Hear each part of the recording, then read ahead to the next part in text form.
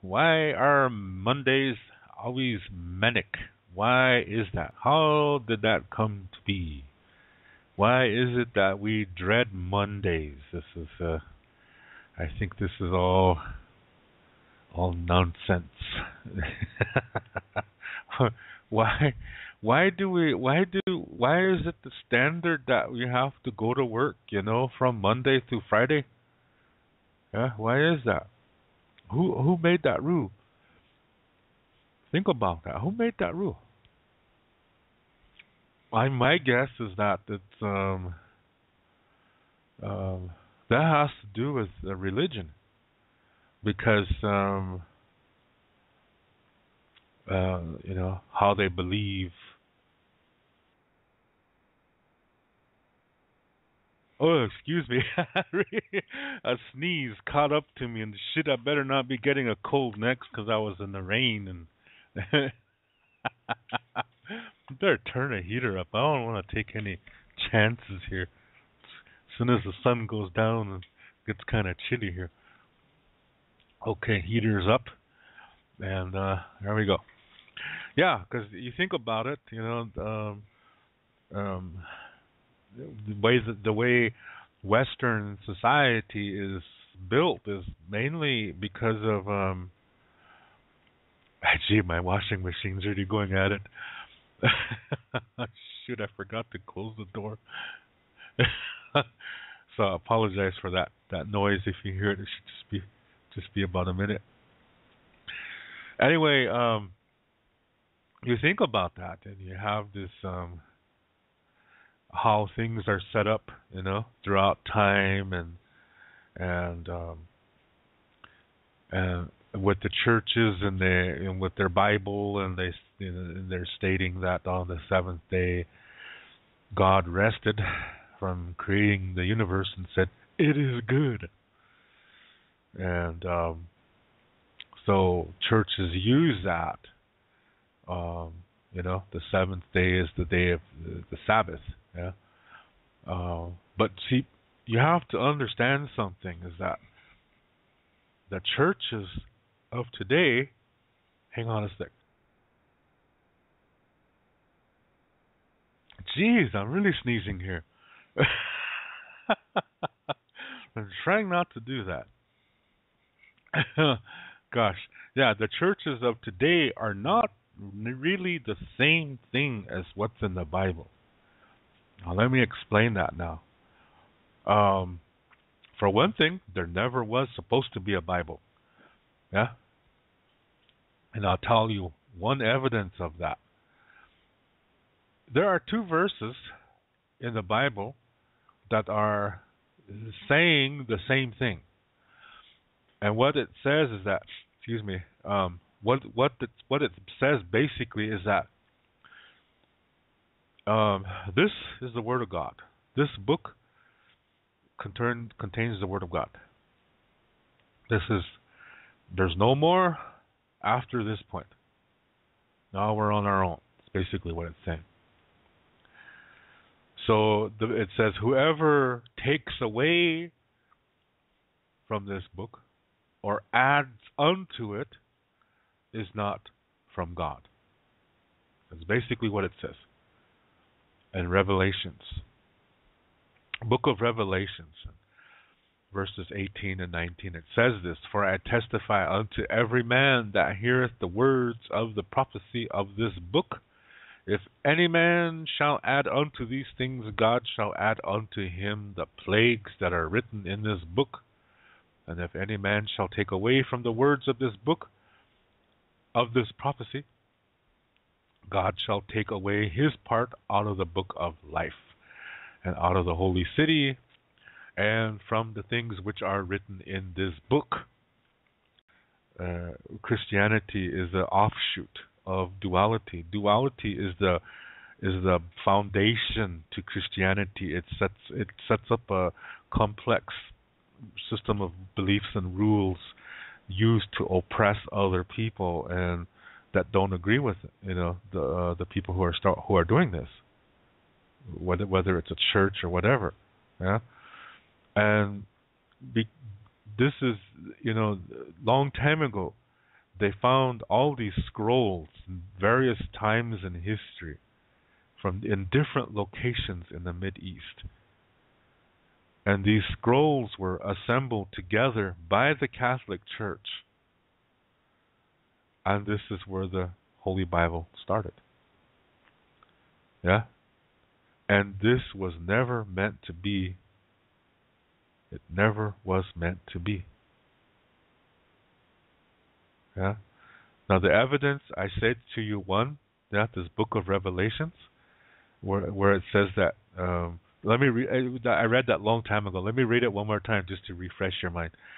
This is book of Revelations, chapter 22, verses 18 and 19. For I testify unto every man that heareth the words of the prophecy of this book. If any man shall add unto these things, God shall add unto him the plagues that are written in this book. And if any man shall take away from the words of the book of this prophecy, God shall take away his part out of the book of life and out of this holy city and from the things which are written in this book. What makes you think that this book is the Bible? Okay? Think of that question. Now here's another one for you. This isn't written in the book of Deuteronomy, chapter 4, verse 2. You shall not add unto the word which I command you, neither shall ye diminish aught from it, that you may keep the commandments of the Lord your God, which I command you. This is saying the same thing as the book of Revelations. Now, where do you think the book of Deuteronomy is located in the Holy Bible? I believe it's the fourth book or the third book in the Old Testament.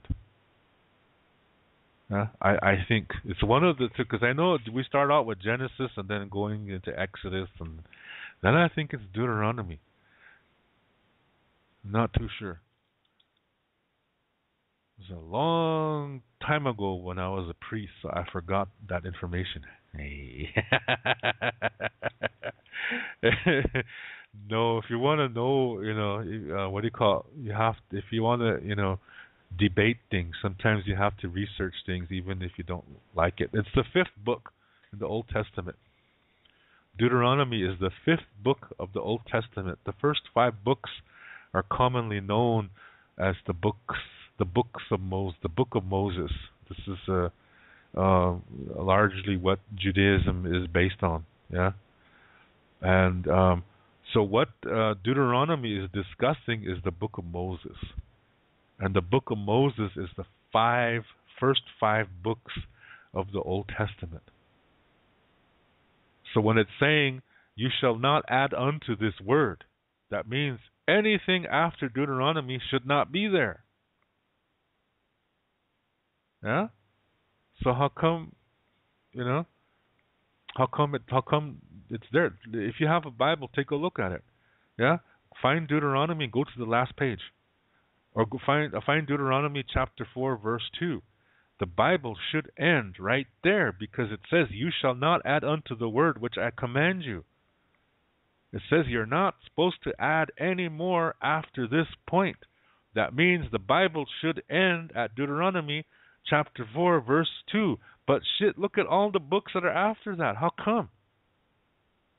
So it doesn't make sense. Then meanwhile, Revelations repeats the same thing. You shouldn't add anything after Revelations. Well, how come it says the same thing in Deuteronomy, so how come all that stuff is there? I asked this to a priest one time and he couldn't explain it to me. He was like, I got into a fight with him, yeah? And this is what stumped him. See?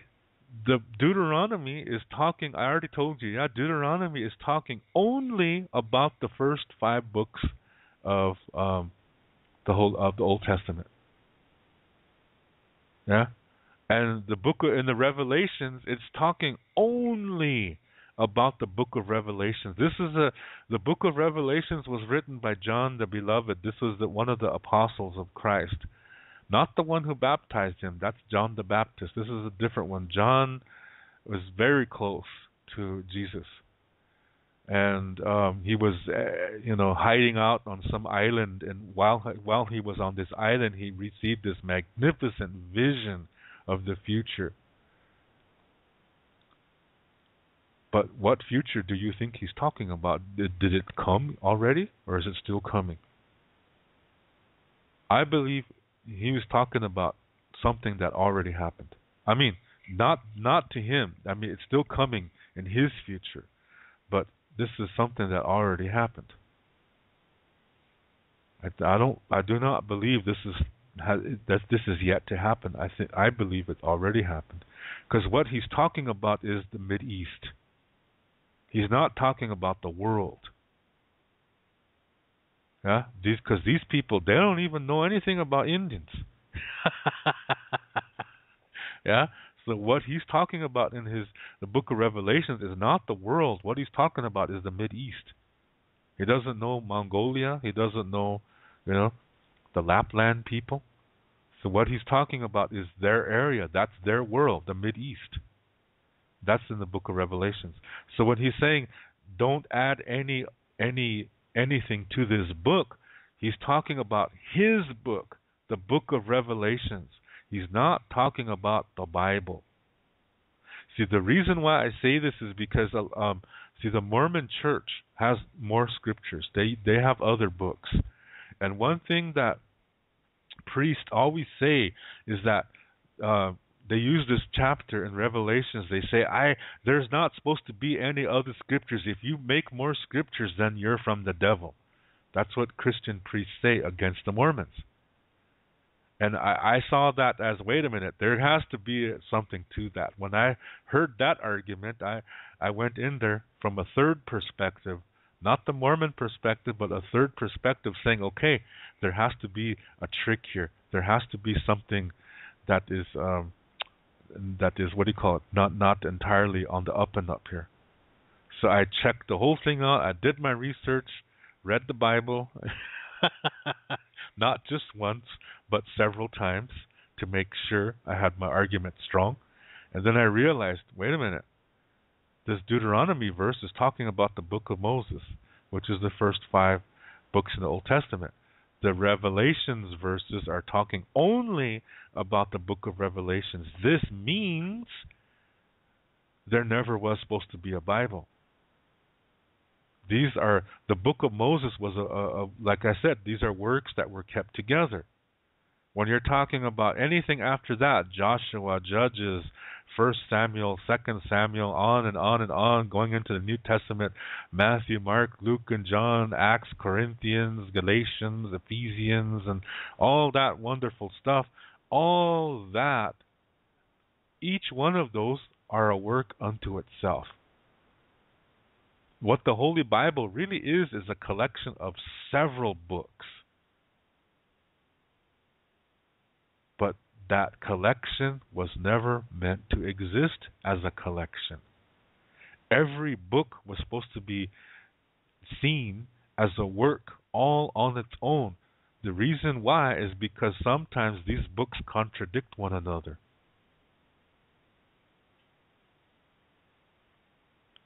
So the only way they could fit is you cannot be dogmatic.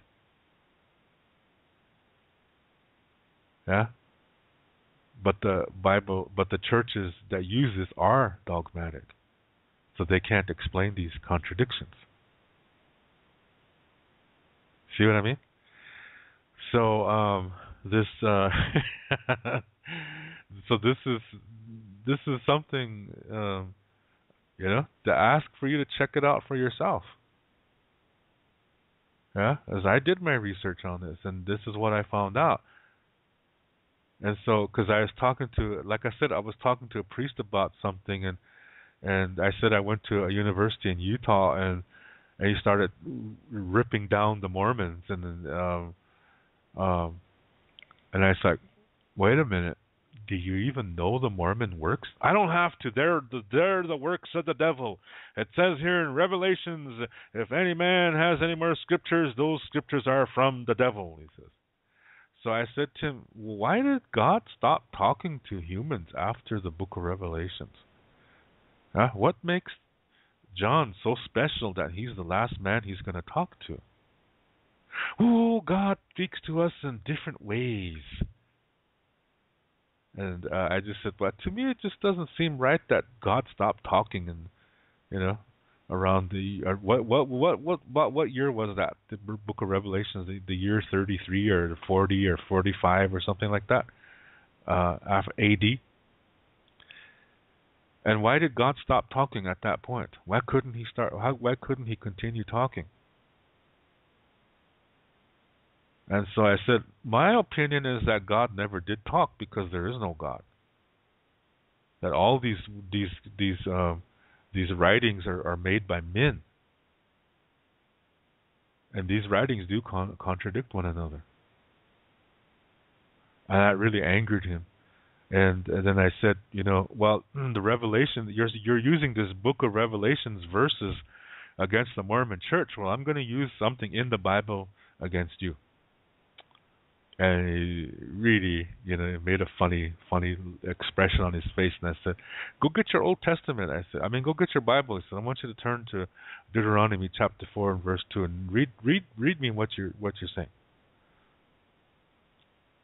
So he did that, and then I said, well, what makes that any more different than what it says in Revelations? I said, if you believe the Bible word for word as the word of God, that means the Bible should end at Deuteronomy. But yet there's other books. Why is that? Those from the book of Joshua up until, what's the book that's before the New Testament? I have a word list in front of me. Before Jude, the book of Jude is before Revelations.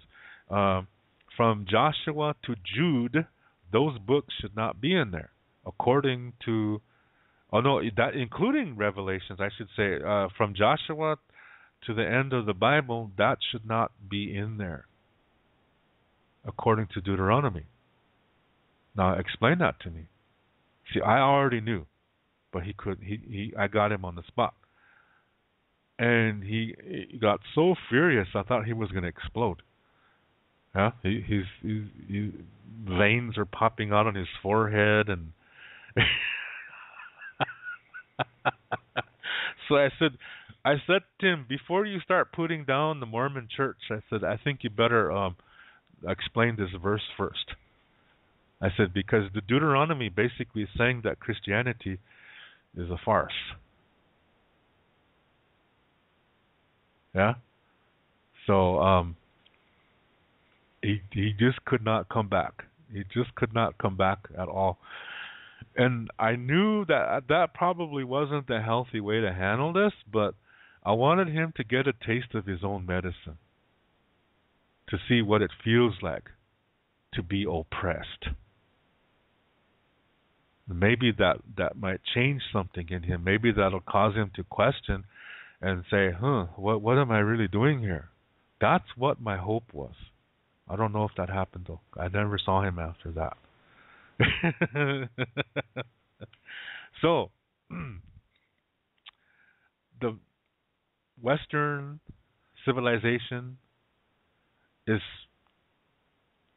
very strongly based on the Bible. It doesn't matter if you're follow Judaism or Christianity.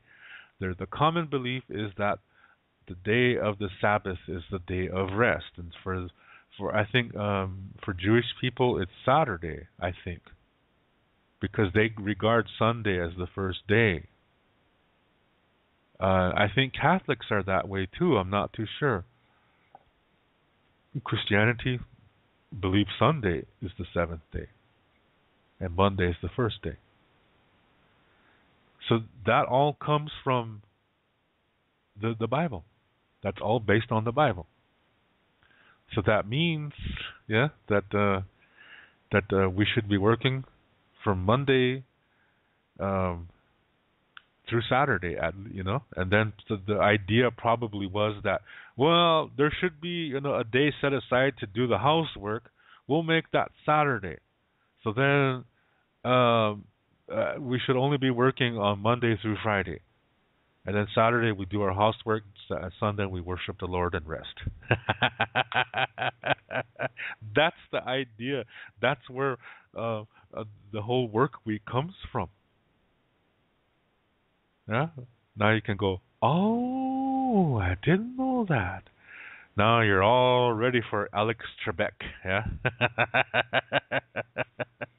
For those of you that are not from America, that's a game show host. It's where really smart people are on that. Usually, the way that show goes, it's really hard. Yeah, it's difficult. You have to be really smart.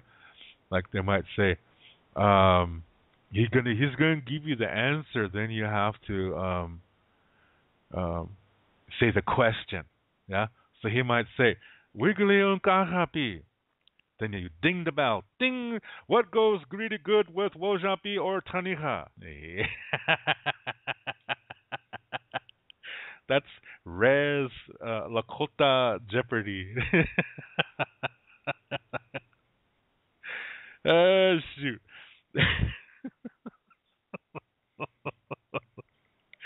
Oh, man. So anyway, when you think about that, okay, so people interpret that and they say, okay, here comes the weekend. People start getting excited, yeah? And beginning with Wednesday, because now that's the middle of the week, so everything, people start to going, oh, I start feeling good that Friday's coming, and next thing you know, thank God it's Friday. And then people are like, "Ooh!" Get the day end of the work day is about here, and everybody's getting excited. And then hey, happy hour, let's go to happy hour. And next thing you know, the weekend has started, and people are going crazy nuts. And then Sunday is coming, and next, and so you gotta enjoy the weekend as much as possible. And then your system gets shocked Monday morning. Now the new week starts again. All this is set up because of this silly, silly Christian idea of the day of the Sabbath. Yeah? Isn't that just silly? Anywho, let's talk about what does the week mean to the ancient people. Well, we didn't have the Bible. For Lakota people, for the ancestors, the most important moment is the present moment. When you are living a healthy life, taking care of yourself physically, mentally, spiritually, and emotionally, then you are coming to peace, establishing peace, maintaining peace inside of you, where you are also at the same time honoring the part of the grandmother earth, the part of her soul that is in the same location, which is your sacred center. And living in this way, you communicate in a healthy way, which means you learn from difficulties and you enjoy blessings. And when people send you communication, regardless of what kind of communication is, you know how to deal with it. And and this is the way to live, as I said at the beginning of the show. And this is telling us that the most present moment is the best place to be, because it's the best place to deal with difficulties. And also, when you're in the present moment, in the here and now, you are really enjoying the good times that you're having, even more than you did before. And you're at the same time, you're influencing your future, because your future is based on your present thought patterns. Yeah? So if you're at peace, you're learning from difficulty, even if you're going through a hard time, as long as you're learning from it and doing your best to make the best out of it, that's still influencing a healthy future. It's influencing it. This is where you have power. And then you have to add things too, like hope. Yeah? Visualize yourself being in a healthier situation. This could really be useful for people who are sick. Yeah, that they can visualize what doing things that they want to do, and just visualize it as it's happening and enjoy it. That's part of reality too. Yeah, so visualize it. Visualize, running and leaping over tall skyscrapers and running faster than a speeding bullet. Hey. I don't have to go that extreme. Be a little bit realistic here. Don't overdo it. Yeah? I mean, it's okay to fantasize, but hey, get back to reality here, okay?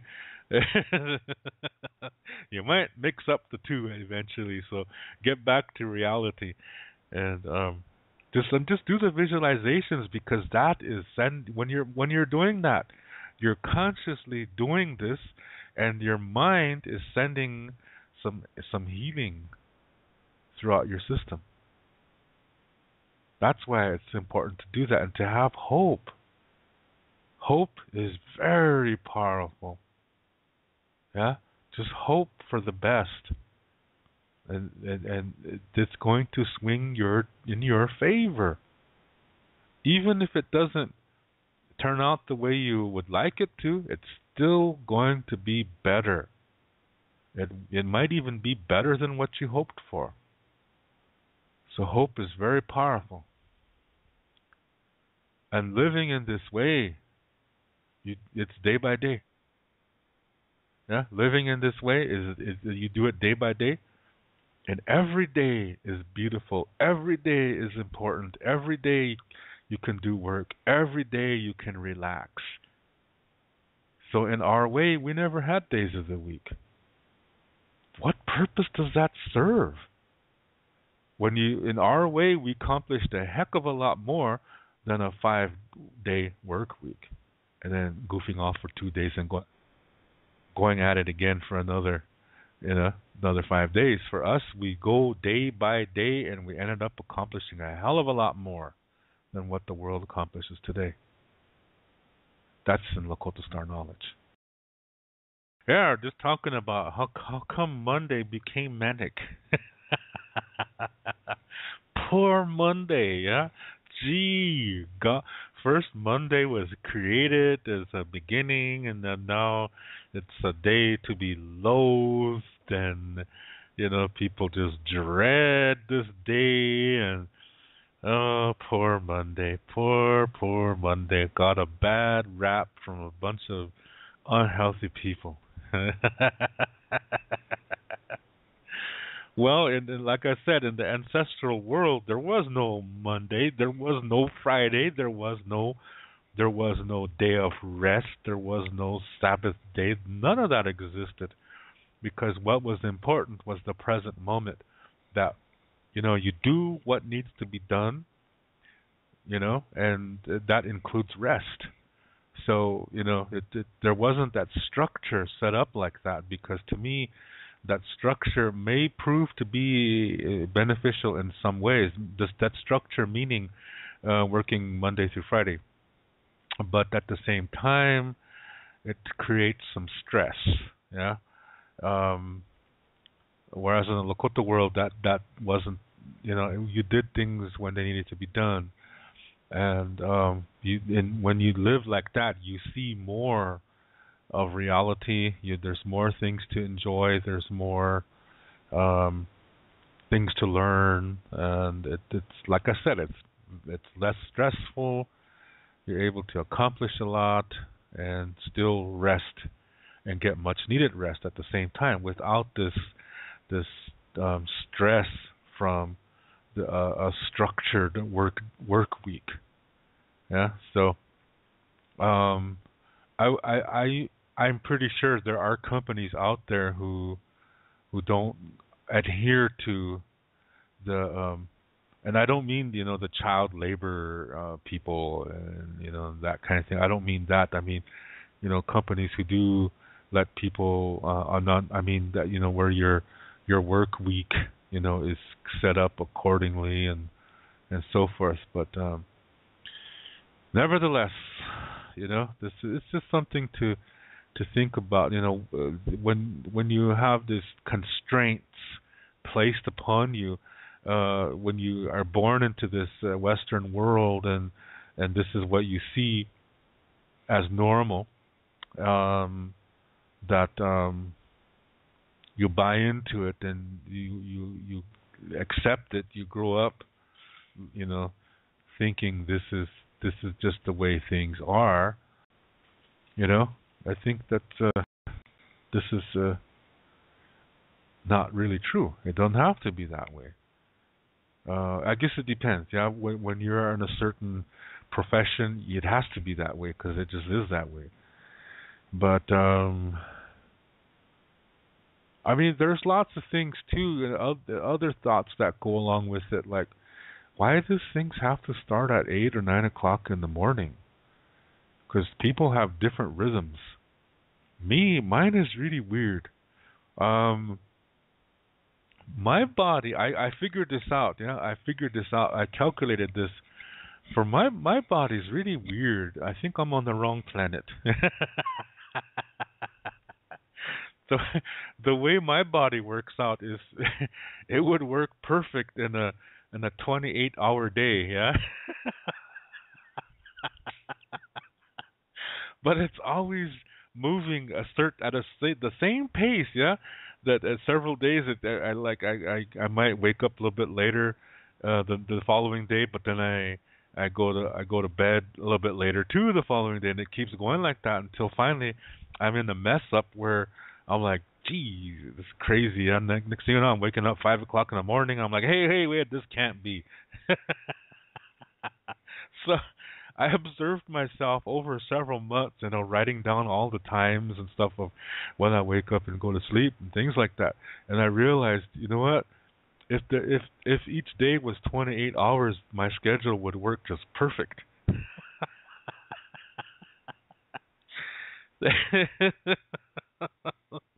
But it doesn't, which is okay because it's variety. Yeah, it's varieties. Every day is a little bit different, and that kind of is spicy. Yeah, so I don't mind. Yeah, I'm just saying if I were to wake up the same time every day and go to bed the same time every day, I need a 28-hour day for that to happen. I know that's weird, but oh shucks. I, I'm in the. I made a wrong turn somewhere coming to this earth. Yeah, I got in the wrong earth. Oh man. So anyway, in the Lakota world, a long time ago, there's no days of the week. There's no even the months were used in a different way. It wasn't like, oh, it's the year 2014. Oh no, okay, no, it wasn't like that at all. You just are in that month when you get there. No big deal.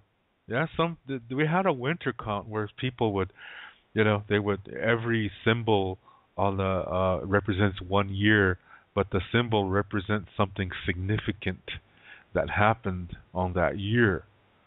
And it's really interesting, yeah. And that was the closest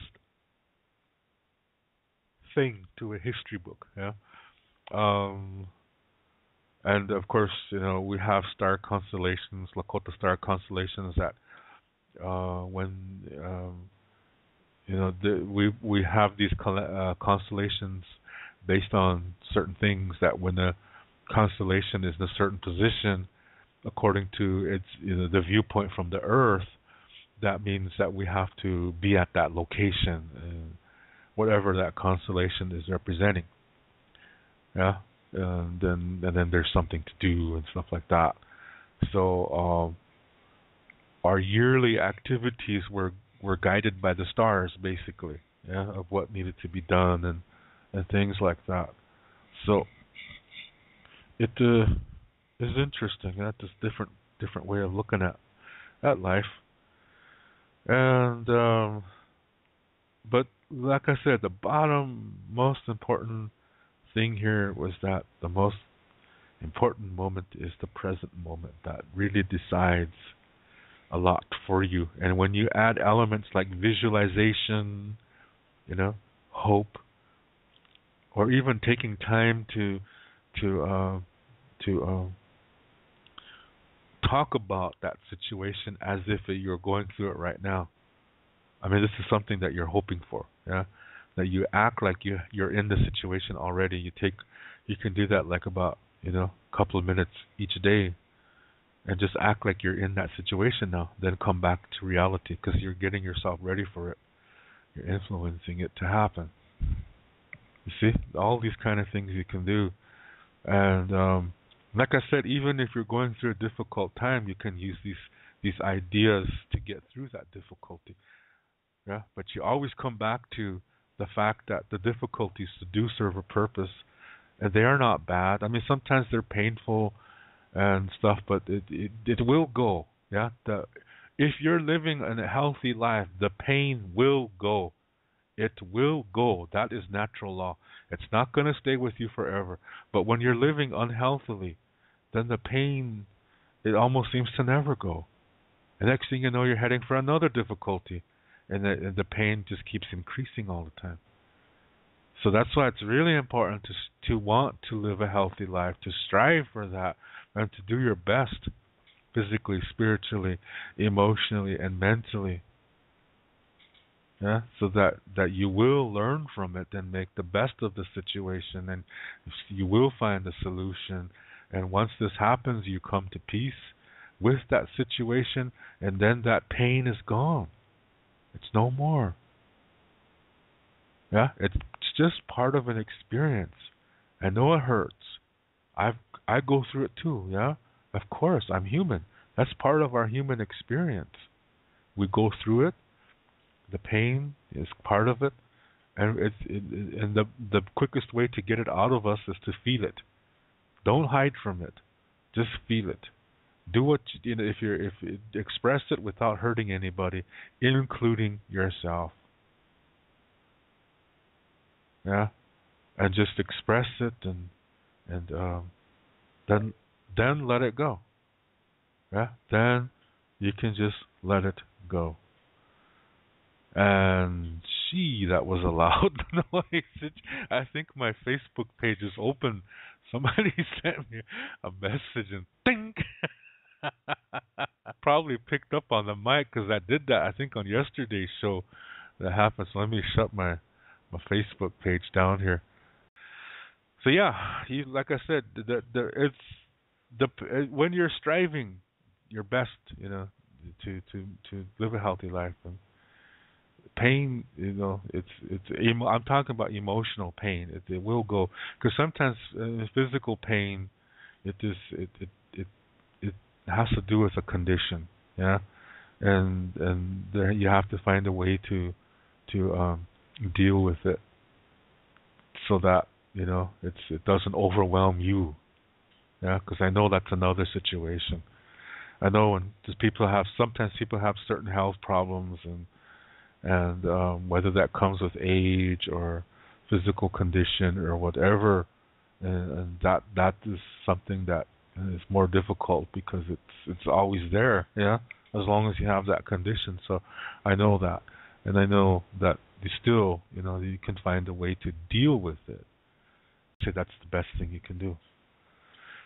So, but when you're talking about emotional pain, it will leave. Yeah, those experiences, and as you're learning from them and making the best out of that. So these techniques can be applied to this as well. Yeah, visualizations and hope and things like that. So yeah, I was counting my millions of dollars here the other day and looking out at my Rolls Royce Phantom outside, and I was thinking to myself, hey, like I said, be realistic. Shoot. I said to myself the other day, damn, I make too much money. Hey. That's not realistic. So really be wise in your visualizations. Yeah, don't overdo it. Oh my goodness. Anyway, I thank you all for taking time to tune in and listen to this show. I wish you a wonderful day wherever you are, whenever you're listening to this. If you're getting ready to go to bed, I wish you a good night and sweet dreams and sleep tight and all kinds of wonderful things. And remember, dreamland is part of the our reality. Yeah, you're not losing out on life when you go to sleep. A lot of people think that, and people say that we need 8 hours of sleep every day, and people are thinking, man, just think we're sleeping 1/3 of our lives away. That's bull crap. No, when you're sleeping, that's when you're closest to reality, because reality begins within. That's what Lakota Star Knowledge teaches. So it's really important to get high quality sleep. That means sleep at least 8 hours. Yeah, if you can. But don't overdo it. Yeah? 'Cause for some people, you get your 8 hours of sleep and you're a little bit tired, so you lay back down. Next thing you know, you get up at 2 hours later and you're even more tired than before. It would have been better if you just got up the first time. So don't overdo it. Yeah, just like with anything, don't overdo it. You don't want to get diabetes of that thing. Yeah. So too much sugar gonna get you sick. So just get what you need. Yeah, get what you need, and believe me, your body will thank you for that. You need quality sleep, and if you're having trouble sleeping, then you really should see a sleep doctor. They do exist. Yeah, it's a new thing, and it's really popular here in Europe, because when you sleep good, your waking hours are really good too. Yeah, because they're connected to each other. You need your sleep. You need to have high quality sleep, and once you can accomplish that, believe me, your waking hours are going to be so much more fun. Your working hours, when you go to work, you're going to be more productive. You might even be more creative. That's the other cool thing. That's what I like about it. Being that I'm kind of a creative person, so I really do value my sleep. And when you're asleep, you're touching the closest to where your reality begins. You might learn something in your dreams. You might be warned about something. You might be prepared about something in your dreams. So dreamland is a good place to be. And if something seems to be scary, that might not really be a nightmare. It might be actually trying to warn you of something. And if something is trying to warn you, that means it's helping you. So is it really a nightmare? Yeah? You see what I mean? I mean, sometimes we do get troubled dreams, and I'm not denying that, but some of them are not really nightmares. Yeah? So, anyway, that's another good topic. So, that's why I said sleep good, yeah? Have a good sleep and get up, and if you dream something, you remember it, write it down, because it might mean something later on. Yeah? And for those of you that are starting out today, have a really good day, and be nice to yourself so you can be nice to others. Love yourself so you can love others. Have peace in yourself so you can have peace with everything around you. And with that, in our way, there is no word for goodbye, because for us, everything is circular. So that means it's going to come around again. Yeah, it's always about beginnings. It's always about birth, and this is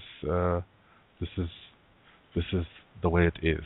So in our language, we have no word for goodbye. We say instead, until next time. Yeah, and that in Lakota is tok sha'ake. And so until then, yeah, until next time, everyone, have a good one wherever you are, whenever you are, and whoever you are, and whatever you are. Tok sha'ake.